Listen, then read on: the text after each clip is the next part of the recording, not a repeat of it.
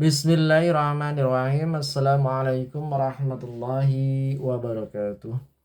Hamdan wa syukranillah amma ba'd. Sahabat yang dirahmati Allah. Indahnya nasihat. Kalau ada pertanyaan, kenapa seorang suami gagal dalam menasihati istrinya? Kenapa seorang ibu susah menasihati anaknya? Kenapa seorang guru susah menasehati muridnya? Kenapa seorang pimpinan sulit menasehati bawahannya? Jawabannya sederhana.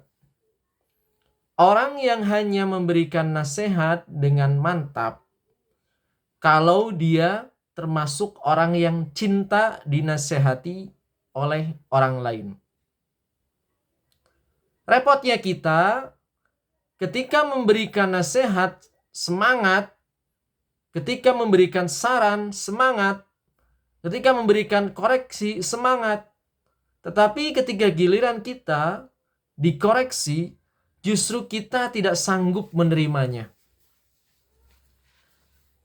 Oleh karena itu, kepada siapapun yang akan memberikan nasihat, syarat utamanya adalah kita harus menjadi orang yang terlatih untuk menerima nasihat. Terlatih untuk menerima kritik dan terlatih untuk menerima koreksi. Sebelum kita sanggup untuk melatih diri kita, sulit sekali kita akan memilih nasihat yang memiliki kekuatan menggugah dan merubah. Harusnya kita melihat saran, kritik, dan nasihat, dan koreksi. Itu menjadi sebuah kebutuhan. Rahasia sukses dalam menerima nasihat atau kritik, yaitu yang pertama, rindu kritik dan nasihat. Kita harus memposisikan diri menjadi orang yang rindu dikoreksi, rindu dinasehati, seperti rindunya kita melihat cermin agar penampilan kita selalu bagus. Pemimpin yang sejati adalah pemimpin yang selalu rindu dikoreksi oleh anggota atau bawahannya.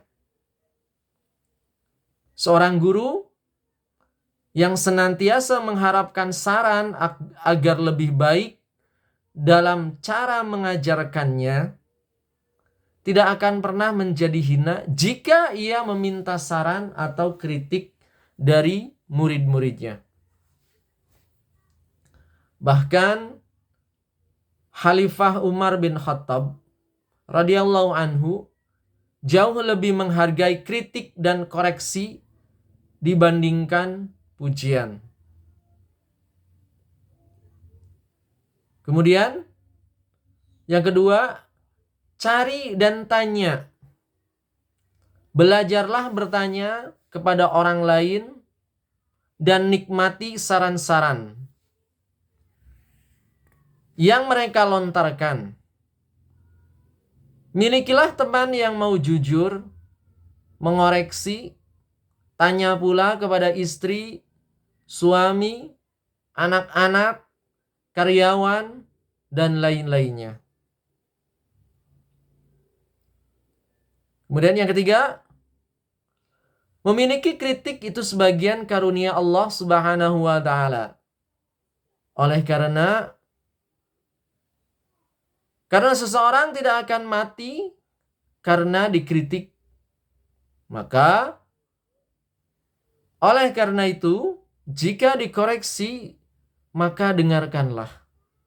Jangan sibuk membela. Jangan sibuk membela diri, karena makin sibuk membela diri, maka tidak akan mendapatkan sesuatu. Memang orang yang lemah, orang yang sombong, orang-orang yang penuh kebencian, itu tidak pernah tahan dengan kritik. Tidak akan pernah tahan dengan kritikan. Jika ada yang mengkoreksi, maka dirinya sibuk untuk membela diri. Sibuk untuk berpikir dan sibuk untuk membalas. Ketahuilah bahwa orang yang demikian itu tidak akan bisa maju. Orang yang kokoh dan kuat itu bukan orang-orang yang sibuk memberikan alasan ketika dia dikritik. Karena jika tidak hati-hati, alasan itu justru memperjelas kesalahan daripada kita sibuk menyerang orang lain dan membela diri sebaik-baik jawaban. Kritik adalah koreksi. Kritik dan koreksi adalah dengan memperbaiki diri. Orang lain sibuk mencari kejelekan kita, tetapi kita justru sibuk memperbaiki kejelekan kita. Lalu bagaimana jika kita dihina terus? Jangan risau. Karena semua orang yang sukses dan mulia itu pasti ada yang menghina. Tidak akan pernah didengki. Tidak akan pernah didengki kecuali orang yang berprestasi. Makanya jangan takut. Kalau kita dihina, justru kita harus sibuk memperbaiki diri. Kemudian yang keempat, biasakanlah kita untuk menjadi orang yang berterima kasih. Kalau kita berubah, jangan pernah lupa untuk menyebut jasa orang yang pernah merubah kita. Sehingga kesuksesan ini harus jadi kebahagiaan dan kesuksesan bagi orang lain jadi sahabat sekalian. Cita-cita kita nanti ciri khas seorang pemimpin di negeri ini adalah seorang pemimpin yang rindu dinasehati. Jadi ketika masyarakatnya melakukan koreksi, justru pemimpin tersebut senang kelihatannya. Kita jangan pernah mau memiliki pemimpin dalam level manapun yang tidak bisa dikoreksi. Nanti dia akan menipu diri. Nanti dia akan menipu dirinya sendiri. Orang yang tidak bisa dikoreksi itu adalah orang yang sombong, merasa pintar, sehingga menganggap rendah setiap nasihat. Ciri pemimpin sejati adalah seorang pemimpin yang mencintai nasihat. Jadi, memang seharusnya kita harus sadar bahwa keuntungan kita adalah ketika kita menerima nasihat dari orang lain dengan lapang dada dan rasa syukur. Belajarlah berterima kasih kepada orang yang mengoreksi. Karena koreksi itu adalah bagian yang kita minta kepada Allah, seperti yang sering kita ucapkan dalam bacaan Ihdinas syiratal mustaqim. Tunjukilah kami jalan yang lurus. Dalam komentar atau melakukan kritik itu harus hati-hati.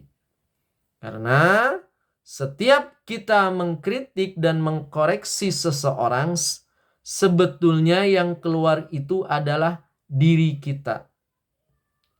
Nabi Muhammad SAW itu adalah seorang penasehat. Tetapi nasihatnya itu betul-betul bil hikmah. Semuanya penuh dengan kearifan dan kematangan. Yang paling penting dari suatu nasihat, kritik, dan koreksi itu adalah niat yang mendasarinya. Kalau didasari niat ingin menjatuhkan, koreksi itu hanya akan menjadi pisau atau panah beracun. Harusnya nasihat kita itu dilandasi dengan rasa kasih sayang dan persaudaraan. Dengan nasihat kita Dengan nasihat, kita harus membantu yang lupa agar menjadi ingat. Membantu yang lalai agar menjadi semangat. Yang tergelincir menjadi bangkit kembali. Yang berlumur dosa menjadi berobat.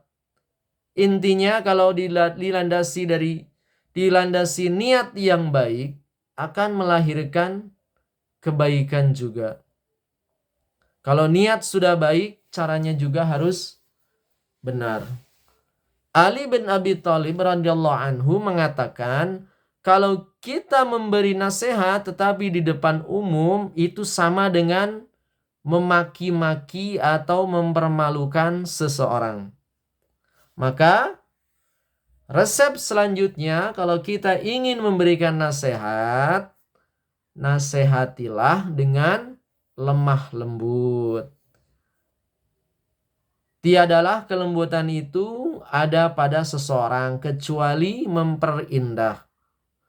Rasulullah SAW memperbaiki peradaban yang begitu keras dan berat justru dengan kelembutan. Kita butuh nasihat yang tulus dari hati yang penuh kasih sayang dengan kata-kata yang terpilih. Yang tidak melukai diiringi dengan sikap yang tidak mengurungi. Dan dengan sikap tidak menggurui maksudnya. Tidak mempermalukan, tidak memojokkan, sehingga orang berubah bukan karena ditekan.